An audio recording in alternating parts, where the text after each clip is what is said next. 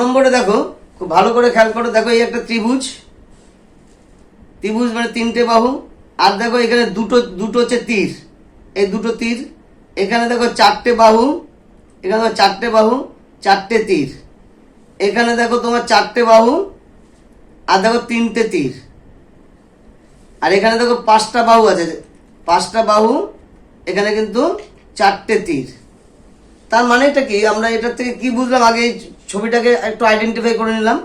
সুবিধা মানে মানে ইয়ে হচ্ছে একটা করে কম আছে তীর, এক নম্বরে তোমার একটা তীর কম আছে, 3 নম্বরে তোমার একটা তীর কম আছে, 4 নম্বরে তোমার একটা তীর কম আছে। ঠিক একইভাবে দেখো 2 নম্বরে চারটে তীর আর চারটে বাহু, তাহলে 1 3 1 3 আর হচ্ছে 4, তোমার এই তিনটে চিত্রের মধ্যে একটা সাদৃশ্য আছে। কিন্তু 2 নম্বরে দেখো তোমার এটা কিন্তু সম্পূর্ণ এই তিনটে চিত্র থেকে সম্পূর্ণ আলাদা হচ্ছে তোমার এই 2 নম্বর চিত্র।